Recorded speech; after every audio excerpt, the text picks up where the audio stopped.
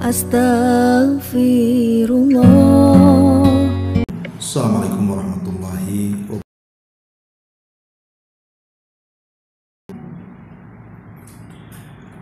Alhamdulillah wassalatu wassalamu ala alihi wa sahbihi wa mawalah wa la hawla wa la quwwata illa billahi wa ba'd. Alhamdulillah, segala puja dan puji hanya milik Allah subhanahu wa ta'ala. Salawat dan juga salam kita hadiahkan kepada Rasul kita Nabi besar Muhammad sallallahu alaihi wa ala alihi wasallam.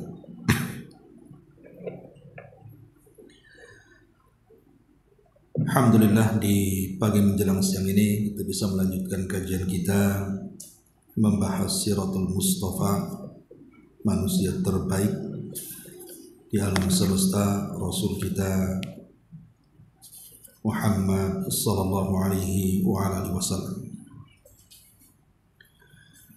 Dan kita masih melanjutkan tentang permulaan dakwah Nabi sallallahu alaihi wasallam dan rintangannya. Di sini pengarang menyebutkan beberapa bab, diantaranya sikap kaum musyrikin terhadap Rasul, kemudian utusan Quraisy menghadap Abu Talib, kemudian kaum Quraisy mengultimatum Abu Talib, dan kaum Quraisy kembali menghadap Abu Talib. Kemudian terjadi banyak pelecehan terhadap Nabi sallallahu alaihi wa ala alihi wasallam.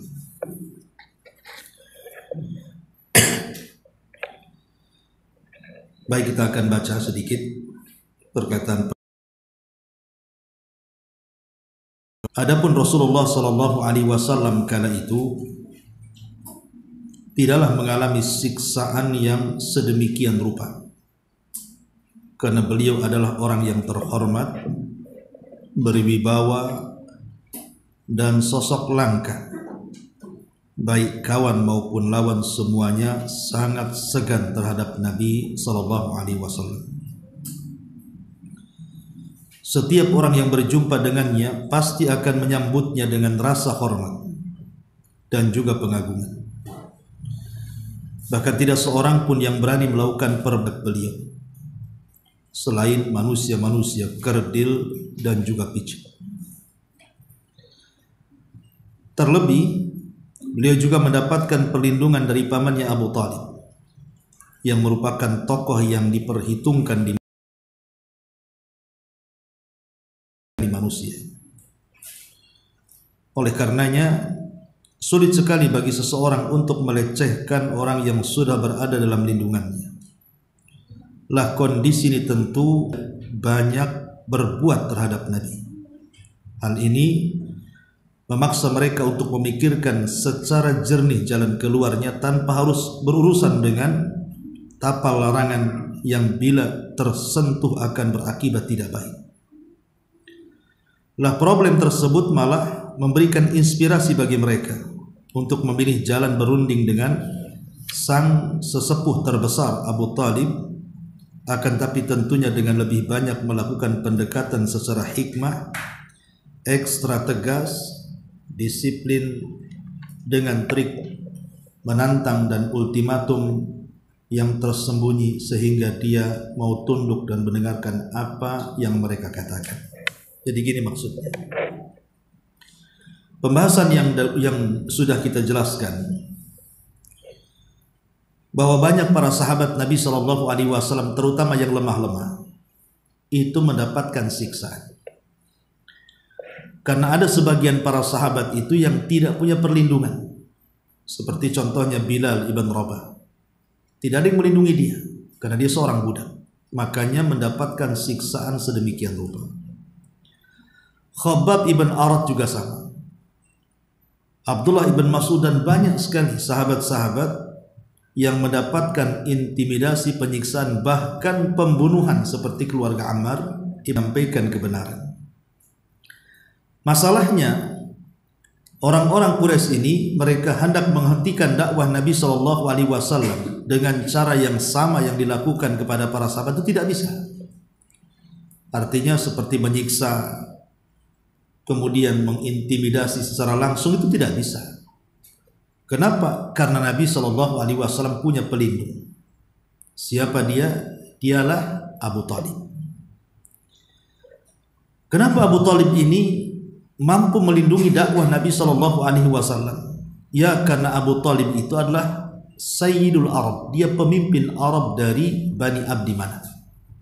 Dan kita tahu bahwa Bani Abdi Manaf ini kabilah besar di tengah-tengah Quraisy. Sama halnya dengan kabilah Abu Jahal, Bani Mahzum juga kabilah besar. Sehingga kalau seandainya mereka berani secara terang-terangan menyakiti Nabi SAW, sama saja menggunakan perang antar kabilah. Makanya mereka tidak berani langsung secara fisik menyakiti Nabi.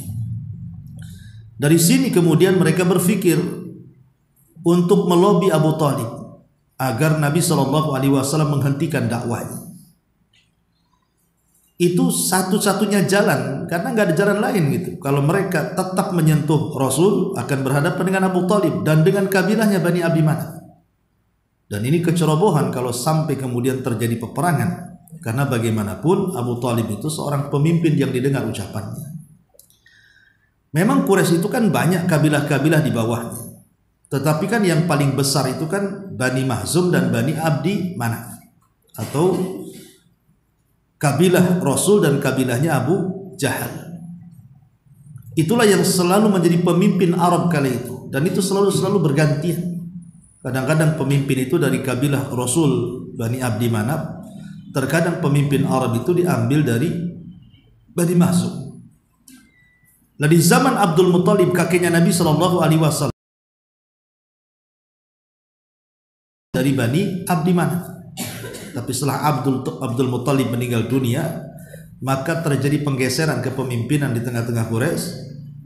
Yang memimpin adalah Bani Mahzum, yang notabene adalah siapa? Abu Jahal sebagai penggantinya.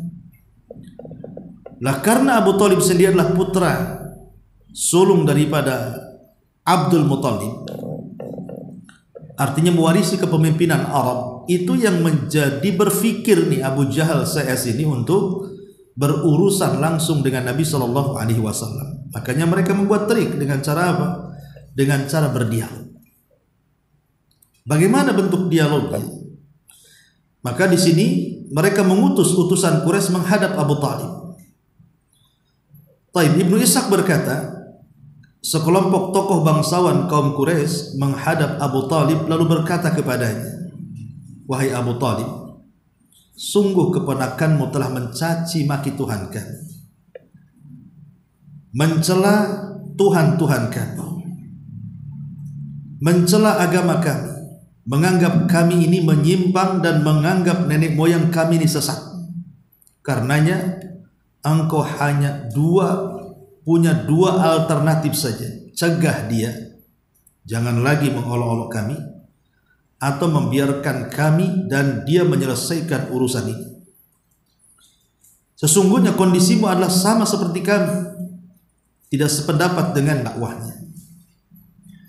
Abu Talib berkata kepada mereka dengan tutur kata yang lembut dan menjawabnya dengan jawaban yang halus dan baik. Setelah itu mereka pun akhirnya undur diri sementara. Abu Talib kemudian menemui Nabi SAW. Akan tetapi orang-orang Quraisy tidak dapat berlama-lama sabar, manakala melihat Nabi SAW terus melakukan aktivitas dakwahnya.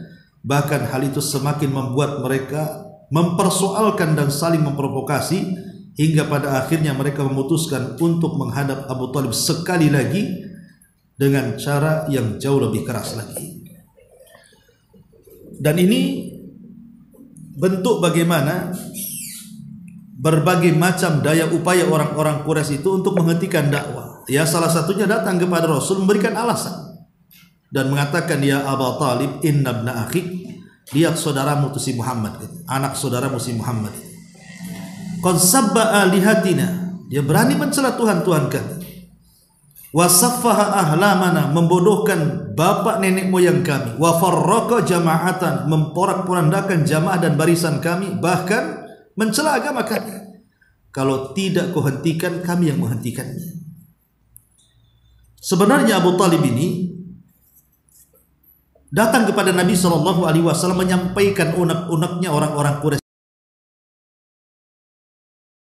SAW. Ketika Abu Talib menyampaikan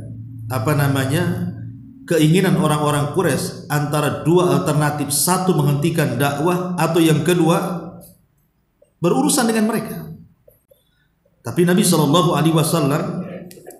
kemudian menjawab tantangan mereka yang disampaikan kepada Abu Talib dengan ucapan yang masyhur, itu dicatat dalam kitab-kitab sejarah. Walaupun sebenarnya sebagian para ulama hadis melemahkan kata-katanya, tetapi ini sudah masyhur, di mana Nabi SAW mengatakan, wahai pamanku, law wada'u syamsa fi yamini wal qamara fi shimali ma taraktu hadzal amri. Wahai pamanku, andai kata mereka meletakkan matahari di tangan kananku ataupun mereka meletakkan bulan di tangan kiriku, mereka paksa aku berhenti dari dakwah, wallahi demi Allah aku tidak mungkin meninggalkannya. Inilah jawaban Nabi SAW. Makanya kemudian Abu Talib hanya mengatakan, kalau itu yang kau mau, kul ma syi'ta waf'al ma ahbabta. Katakan sesuka hatimu, lakukan sekehendakmu, aku siap membela. Itu akhir ucapan Abu Talib. Makanya kemudian mereka kembali. Jadi tatkala kaum Quraisy melihat Nabi SAW masih terus melakukan aktivitas dakwahnya, tahulah mereka bahwa Abu Talib tidak ada keinginan menghentikan dakwah Rasul. Mereka tahu nih, rupanya Abu Talib sekongkol pula nih dengan keponakannya, gitu maksudnya. Ya. Akhirnya kemudian Marah bin Al-Walid bin Al-Mughirah, ada anak muda yang paling tampan di zaman itu, namanya Imarah bin Al-Walid bin Al-Mughirah, kemudian mengatakan kepada Abu Talib. Jadi mereka mengatakan terhormat dan terpandang. Bagaimana kalau seandainya kita tukar dengan keponakanmu si Muhammad itu? Kita tukar sajalah.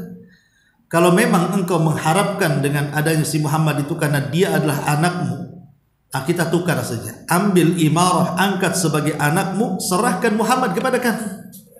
Sampai seperti itu, ya.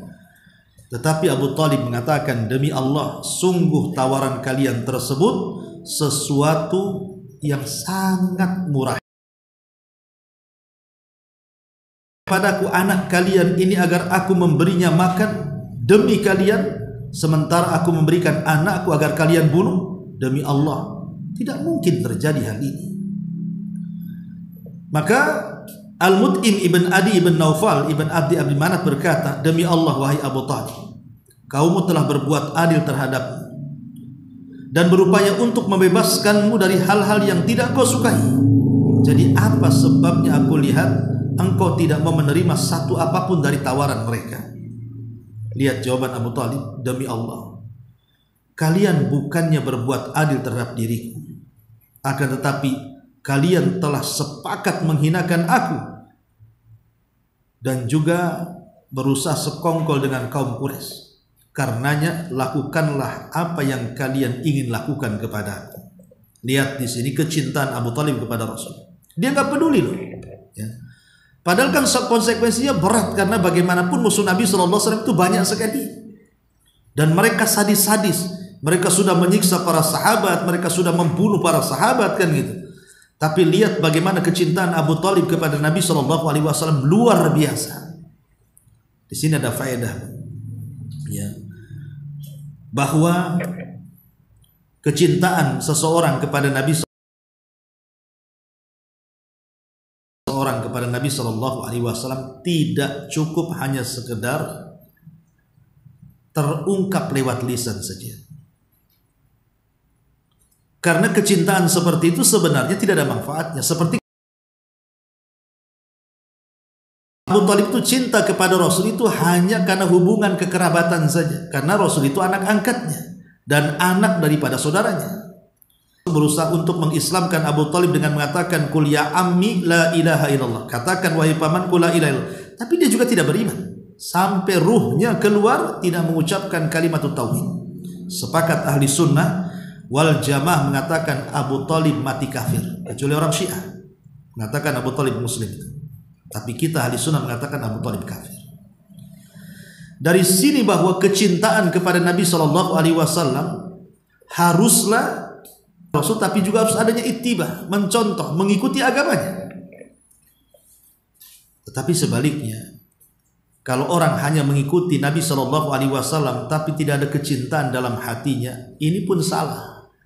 Karena nanti nasibnya seperti orang-orang munafik di zaman Nabi SAW.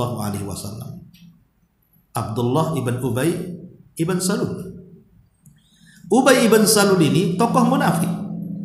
Dia Islam di hadapan Rasul, salat di belakang Rasul, berjihad bersama Rasul, sedekah kepada Nabi SAW. Tapi apakah kemudian pengikutan Abdullah ibn Ubay ibn Salul diterima? Apakah Ubay ibn Salul dimasuk surga? Tidak. Bahkan kil asfali minan nar. Orang munafik itu diletakkan di intip neraka yang paling dalam. Kenapa? Karena dia hanya mengikut Rasul tapi tidak menanamkan kecintaan. Kalau Abu Talib terbalik, menanamkan kecintaan tapi tidak mengikut. Tapi Abdullah ibn Ubay ibn Salul tokoh munafik ini mengikut tapi tidak menanamkan kecintaan. Makanya kecintaan yang benar adalah haruslah kecintaan itu diiringi dengan pengikutan.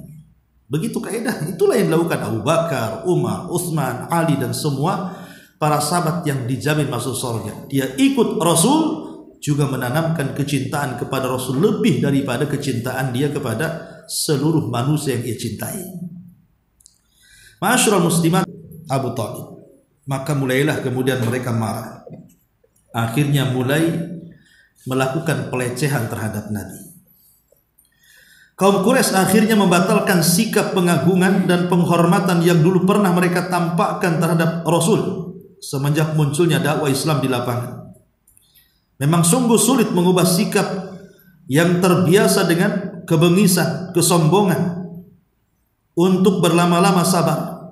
Maka dari situ mereka mulai mengulurkan tangan permusuhan sebagai bentuk ejekan, hinaan, pencemaran nama baik, pengaburan, penggangguan dan lain sebagainya. Tentunya sudah lumrah bila yang menjadi garda Bani Hashim dan dia tidak pernah memikirkan pertimbangan apapun sebagaimana yang selalu dipertimbangkan oleh tokoh-tokoh kafir Quraisy ini. Rupanya Abu Talib justru menurut prasangka mereka malah bersekongkol dengan Nabi kan. Akhirnya disasar siapa? Pamannya yang lain, Abu Lahab. Yang jelas-jelas memang Abu Nabi SAW muncul sudah tidak suka. Makanya akhirnya kemudian orang-orang Quraisy ini mempengaruhi Abu Lahab supaya semakin sengit permusuhannya dengan Nabi SAW. Ketika Nabi SAW pertama kali diperintahkan Allah untuk mendakwai keluarganya secara terang-terangan, maka Rasul mengumpulkan semua kerabat-kerabatnya di Bukit Safa. Kemudian Nabi SAW menjelaskan kepada mereka tentang hakikat dakwah tauhid. Tapi apa yang terjadi? Abu Lahab yang merupakan pamannya yang dulunya sangat mencintai Rasul, sekarang sudah sangat membenci Rasul. Abu Lahab kan dulu sangat mencintai Nabi. Bagaimana tidak cinta waktu lahirnya Rasul saja. Kemudian Rasul mau menyusu kepada budaknya Thuwaibah, langsung dimerdekakan budaknya karena air susunya mau diminum Nabi. Kemudian setelah Nabi SAW dewasa, kemudian menikah dengan Khadijah, kemudian punya anak perempuan Ruqayyah dan juga Ummu Kulthum, Abu Lahab masih cinta dengan Rasul. Akhirnya menawarkan dua putra anak laki-lakinya untuk dijodohkan dengan dua putri Nabi. Maka menikahlah Ruqayyah dengan Ummu Kulthum dengan dua putra Abu Lahab, Utbah dan Utaibah kan begitu. Itu saking cintanya Abu Lahab sebenarnya. Tetapi waktu itu kan Rasul belum diangkat jadi Nabi. Baru setelah kemudian diangkat menjadi Nabi dan Rasul, mulailah muncul kebencian. Lah salah satu bentuk kebenciannya Abu Lahab memaksa Utbah dan Utaibah untuk menceraikan dua putri Nabi supaya Nabi terluka hatinya. Luar biasa, ya. Berdakwah justru yang merintangi pertama kali bukan orang lain. Dan ini berat sangat, dakwah sangat berat. Kalau yang merintangi dakwah itu orang luar, kita bisa berpindah ke tempat yang lain kan gitu, yang tidak ada orang itu. Tapi kalau seandainya kita berurusan dengan keluarga, ini kan sulit, Bu. Kalau keluarganya saja kemudian menganggap dusta, macam mana orang lain? Sementara keluarga yang paling paham dirinya. Itu yang kemudian Nabi SAW berat di permulaan dakwah. Makanya dalam peristiwa Isra dan Mi'raj itu Nabi SAW dipertemukan dengan siapa? Dengan Nabi Yusuf. Kan di langit ketiga Nabi SAW dipertemukan dengan Nabi Yusuf dalam peristiwa Isra Mi'raj. Apa hikmah berjumpanya Rasul dengan Nabi Yusuf? Coba. Kita tahu Nabi Yusuf itu siapa yang mencelakakan dia? Saudara-saudaranya. 10 saudaranya yang mencelakakan Nabi Yusuf. Kan itu kan 12 saudara. Nabi Yusuf itu satu kandung dengan Binyamin. Sementara 10 saudaranya itu hanya satu bapak. Itulah 10 saudaranya yang mencelakakan Nabi Yusuf, dicemplungkan ke sumur. Yang sebelumnya ada niat untuk membuang dan membunuhnya. Akhirnya ide yang terendah lah yang mereka pakai dengan cara apa? Jangan dibunuh, tapi letakkan saja di sumur. Kenapa Nabi SAW berjumpa dengan Nabi Yusuf seolah-olah yang menyakiti dia adalah kerabat dan saudara-saudaranya, maka begitu juga Nabi akan disakiti oleh orang-orang yang tidak jauh-jauh dari dia. Yang pertama kali justru pamannya Abu Lahab dan keponakan-keponakannya, anak-anaknya Abu Lahab, walaupun kemudian belakangan anak-anaknya masuk Islam kan itu, cuma satu yang tidak masuk Islam. Nah, tapi yang jelas bahwa bagaimana kemudian Abu Lahab berperan aktif dalam menyakiti Nabi SAW sampai turun ayat tabbat yada abi lahab wa tab ma aghna anhu maluhu wa ma kasab sayasla naran dzata lahab wa imra'atuhu hammalatal hatab fi jidha hablum min masad. Ini turun ayat khusus bagaimana permusuhan Abu Lahab terhadap Nabi SAW. Bahkan di sini dijelaskan, jadi di musim haji Abu Lahab ini selalu menguntit Nabi. Jadi Nabi kan selalu menanti-nanti musim haji, karena dia kan sudah ya mungkin berdakwah kepada orang-orang lokal kayaknya sulit. Ya sudahlah, nunggu musim haji saja. Kalau orang-orang yang dari jauh yang tidak kenal dia kan lebih mudah. Kemudian mengatakan la tusaddiquhu fa innahu kadzib. Jangan kalian benarkan orang ini, dia itu pendusta. Ya, kalau pamannya mengatakan pendusta, macam mana orang? Itu beratnya dakwah Nabi SAW. Cukup sampai di sini? Tidak. Rupanya Abu Lahab ini juga bukan sendirian menyakiti Rasul, ada istrinya juga ikut sekongkol kan dalam menghadapi Nabi SAW. Siapa? Arwa bintu Harbin, atau dikenal dengan Ummu Jamil, yang Allah isyaratkan dalam Al-Quran wa mra'atuhu hammalatal hatab, dan perempuannya Abu Lahab. Lihat, Allah tidak mengatakan istrinya, tapi perempuannya Abu Lahab. Saking menjijikannya ini Arwa bintu Harb ini sampai tidak disebut istrinya Abu Lahab dalam Quran. Ya, lain kalau seandainya ketika menyebutkan wanita-wanita baik. Pokoknya siapapun wanita di dalam Al-Quran yang perangainya sangat buruk tidak disebut istri, tapi disebut wanita. Contoh, Daraballahu mathalan lilladzina kafaru imra'ata Nuhin wa imra'ata Lut. Allah telah memberikan permisalan bagi wanita-wanita kafir. Siapa? Wanitanya Nuh dan wanitanya Lut. Allah tidak katakan istrinya Nuh dan Allah tidak katakan istrinya Lut. Padahal memang istrinya kan. Tapi sangat menjijikan kedua wanita ini. Ya. Lah sebagaimana juga dalam kalimat tanya si Abu Lahab, tidak mengatakan istrinya Abu Lahab kan? Ada sebagian para ulama yang mengatakan kenapa Allah Subhanahu wa taala tidak menyebut kalimat istrinya Abu Lahab, tetapi Allah sebut wanitanya Abu Lahab. Karena sebenarnya wanita itu tidak sayang dengan suaminya. Maknanya sebenarnya keluarganya Abu Lahab itu tidak harmonis.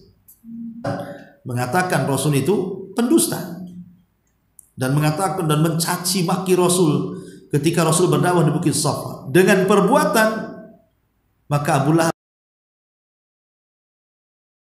rumah Nabi SAW. Tapi dengan sebab itu pula Hamzah masuk Islam. Satu adat istiadat baiknya orang-orang jahiliyah yang ditetapkan dalam Islam apa? Menghormati tetangga. Makanya Rasul mengatakan, "Man kana yu'minu billahi wal yawmil akhir falyukrim jarahu."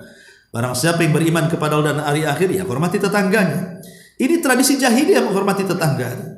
Tapi Abu Lahab melanggar tradisi baik itu, meletakkan kotoran persis di depan pintu rumah Nabi. Akhirnya Nabi SAW marah dan mengatakan, apakah seperti ini kalian memperlakukan tetangga kalian?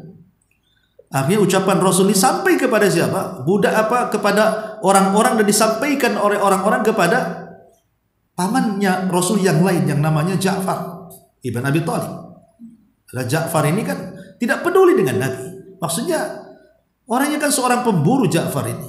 Dan yang diburu itu bukan kambing, yang diburu singa kan. Maka disebut Asadullah. Setelah masuk Islam disebut Asadullah, singanya Allah dia. Ya. Jadi ketika mendengar bahwa ponakannya dilecehkan dengan cara apa? Melanggar adat istiadat baik, menghormati tetangga, datang dia.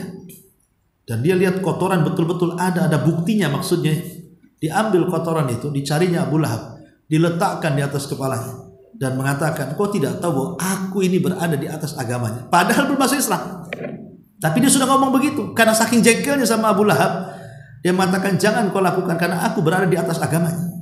Dan Hamzah ini kan sangat ditakuti di tengah-tengah Quraisy. Ya, makanya kemudian Abu Lahab hanya terdiam. Selalu meletakkan duri-duri di jalan. Ingat, di zaman itu kan orang jarang pakai sendal. Pakai sendal itu untuk kita saja dulu masih kecil, sekolah itu ditenteng sendalnya. Kadang-kadang nggak pakai sendal kan itu. Apalagi di zaman Nabi kan itu. Makin lagi orang nggak pakai sandal, sehingga kalau berjalan di padang pasir ada duri tertimbun, dia tertusuk lah. Itulah kerjaannya siapa? Ummu Jamil tuh, menyakiti Nabi SAW. Belum lagi dia rela menjual perhiasannya hanya untuk menyewa orang untuk membuat berita hoax terhadap Nabi. Dia ambil kalungnya, dia jual kalungnya. Kemudian dia danai wanita-wanita mak-mak untuk merumpi di sana sini, membicarakan soal Nabi SAW. Dan tahu kalau sudah berita lewat mak-mak kan beda kalau dengan bapak-bapak kan, pasti menyebarnya lebih cepat kan gitu ya. Coba bayangkan, makanya al jaza'u min jinsil amal. Namanya balasan itu disebut amalan. Nanti pada hari kiamat, fi jidiha hablum mim masad. Di lehernya diikat sabut kelapa yang dinyalakan dari api neraka. Karena dia sudah mengambil kalungnya, sekarang Allah ganti kalung api di lehernya. Nah ini bagaimana bentuk permusuhan, pelecehan terhadap Nabi SAW yang dilakukan oleh Abu Lahab dan juga istrinya Ummu Jamil bintu Harbin bin Umayyah. Karena Ummu Jamil ini bukan orang biasa juga, istrinya Abu Lahab itu. Dia wanita terhormat, dia saudari daripada Abi Sufyan, pemimpin Quraisy. Ya, sementara Abu Lahab sendiri orang kaya, ganteng lagi, maka disebut Lahab, saking gantengnya. Sehingga memang dua-duanya ini orang terhormat di tengah-tengah Quraisy, baik Abu Lahabnya ataupun istrinya. Makanya kalau orang terhormat, orang terpandang, orang kaya, kemudian berulah, kan beda dengan orang susah berulah. Ya kan? Dia punya uang untuk dana-dana sana sini, nyewa-nyewa orang kan gitu. Makanya Abu Lahab ketika terjadi perang Badar, dia kan pengecut, tidak ikut perang. Dia sewa orang, wajib pergi ngelawan si Muhammad. Saking pengecutnya si Abu Lahab. Taib, masyarul muslimat yang dimuliakan Allah Subhanahu wa taala, ini permusuhan Abu Lahab. Ya, dan ini semua dijelaskan oleh pengarang ya, Barakfuri. Kemudian kita lihat pada halaman ke-111-nya tentang Uqbah bin Abi Mu'ayth. Ya. Uqbah bin Abi Mu'ayth ini sosok lain. Kalau tadi kan sosok Abu Lahab dan istrinya, nah sekarang sosok lain yang betul-betul melecehkan Rasul. Namanya Uqbah bin Abi Mu'ayth ini. Uqbah bin Abi Mu'ayth ini malah melakukan hal yang lebih buruk dan busuk daripada Abu Lahab dan istrinya. Imam Bukhari meriwayatkan dari Abdullah bin Mas'ud bahwa Abu Jahal dan rekan-rekannya tengah duduk-duduk, sebagian mereka berkata sebagian yang lainnya, siapa di antara Bani Fulan, siapa di antara kalian yang punya keberanian membawa ketuban bayi unta Bani Fulan? Salah jazur itu kotoran unta yang masih berdarah. Ibu kalau lihat korban kemarin nyembelih kambing, kemudian di bedel perutnya itu kan ada tempat kotoran, ya, kotoran kambing itu yang bulat tuh. Itu namanya salah jazur, kotoran unta yang masih darah-darah tuh. Jadi kata Abu Lahab, Abu Jahal yang berada di situ, Abu Jahal mengatakan, siapa di antara kalian yang punya keberanian membawa kotoran unta Bani Fulan untuk menumpahkan ke punggung Muhammad saat dia sedang sujud? Tiba-tiba bangkitlah sosok yang paling sesat di antara mereka, Uqbah bin Abi Mu'ayth. Padahal Uqbah bin Abi Mu'ayth itu seorang penyair. Dulunya sangat gandrung dengan Nabi. Samalah pamannya ibu gandrung dengan artis barat padahal dia kafir. Ya, pamannya siapalah artis di Indonesia yang kafir itu. Ibu suka dengan dia, fotonya dipajang, padahal kafir dia. Tapi kan ibu suka. Uqbah bin Abi Mu'ayth itu kan berbeda akidah dengan Rasul, tapi dia suka dengan Nabi. Dulunya sebelum jadi musuhnya itu. Kenapa? Karena ketika dia mendengarkan Quran dibaca, dia sangat terlena. Sampai-sampai kemudian dia ingin menjamu Nabi SAW, tapi belakangan jadi musuhnya pula dan tidak memasuk Islam. Uqbah bin Abi Mu'ayth. Kemudian lanjutnya dia membawa ketuban bayi unta tersebut, kemudian memperhatikan gerak-gerik Nabi. Tatkala Rasul betul-betul sedang sujud, maka dia tumpahkan tulah kotoran unta di atas punggung Nabi SAW antara kedua bahunya di sini, ya, persis di atas pundak Nabi. Kata Abdullah bin Mas'ud radhiyallahu anhu, sahabat Rasul, dia lemah orangnya. Dia hanya mengatakan, apa kata Ibnu Mas'ud di sini? Hanya dapat mendatangi hal itu tanpa mampu berbuat apa-apa. Andai saja saat itu aku punya kekuatan. Lalu mereka tertawa. Maksudnya Ibnu Mas'ud, kalau aku punya kekuatan tentu aku akan tolong Nabi. Tapi masalahnya aku lemah saat itu. Apalagi melihat mereka tertawa terbahak-bahak sambil memiringkan badan satu sama lain dengan penuh kesombongan dan keangkuhan, sementara Rasul masih sujud. Beliau tidak mengangkat kepalanya hingga Fatimah datang. Barulah beliau mengangkat kepala, kemudian berdoa, ya Allah, berilah balasan ya setimpal kepada orang-orang Quraisy tersebut. Sampai 3 kali Fatimah meminta kepada Rasul untuk mendoakan buruk kepada yang menyakitinya itu. Maka Rasul pun kemudian menyebutkan satu persatu kebinasaan kepada orang-orang yang terlibat dalam menyakitinya. Apa kata Rasul? Ya Allah, binasakanlah Abu Jahal, binasakanlah Utbah bin Rabi'ah, Syaibah bin Rabi'ah, Al-Walid ibn Utbah, Umayyah ibn Khalaf, Uqbah bin Abi Mu'ayth, dan disebutkan beberapa orang. Subhanallah, semua yang disebutkan nama-nama Rasul dalam doa buku kecelakaan itu yang diminta Fatimah saat mereka meletakkan kotoran unta di pundak Rasul, semua diijabah Allah, karena dalam perang Badar orang-orang ini semua mati di situ. Tidak ada yang tersisa kecuali mereka meninggal semua di situ. Bahkan meninggalnya itu sangat sadis sekali dan sangat dihinakan. Contohnya namanya Abu Jahal. Itu kan tokoh besar tapi dibunuh anak-anak. Uqbah dan siapa yang bunuh? Lupa saya namanya. Yang jelas bahwa ada 2 anak kecil. Itu putra daripada Arwah. Masa seorang jenderal yang bunuh anak-anak kan itu kan dihinakan betul itu. Ya, makanya 2 putra Afra apa? Jadi ada seorang sahabat namanya Afra, itu punya 2 orang namanya Mu'ad dan Mu'awad. Yang membunuh Abu Jahal itu Mu'ad dan Mu'awad, dua-duanya putra Afra. Ya. Taib. Ini juga diantara bentuk bagaimana mereka hendak menghina Nabi SAW. Kemudian juga berbeda lagi dengan perlakuan Umayyah bin Khalaf. Nah, di sini ada Umayyah bin Khalaf. Bila Rasul SAW datang kemudian diperhatikan, maka dia selalu mengumpat, mencaci, merendahkan, menghina, merendahkan, dan begitu seterusnya. Pokoknya Rasul lewat saja langsung ngomong tuh, dihina-hina betul. Dari sini turun ayat wailun likulli humazatin lumazah, kecelakaan bagi setiap pengumpat al-humazah, dan kecelakaan bagi setiap pencela al-lumazah. Humazah itu artinya dengan badan, lumazah itu artinya dengan humazah itu dengan isyarat badan kita, kalau lumazah dengan lisan. Bapak Ibu, ada orang pincang di depan, ibu tiru-tiru pula pincangnya orang tua, jalannya kayak gini loh orangnya, itu tidak boleh, itu namanya humazah lumazah. Ya, itu walaupun dengan badan kita kan, atau dengan isyarat, apalagi dengan lisan. Ya, maka humazah itu dosa besar, lumazah juga dosa besar, karena itu bagian daripada ghibah. Ghibah kan tidak mesti dengan lisan. Ghibah itu dengan isyarat pun bisa, seperti Aisyah ketika cemburu dengan Sofia, kemudian mengatakan Sofia itu pendek, tapi tidak dengan lisannya, dengan tangannya, Sofia itu pendek gitu. Tapi tidak ngomong, hanya gini aja. Tapi mengatakan itu kalimat ghibah. Kata Rasul, hati-hati Aisyah, satu ucapan ghibah kalau engkau lempar ke seluruh lautan di dunia cukup mencemari semua lautan. Kata Nabi kan. Jadi itulah humazah dan lumazah.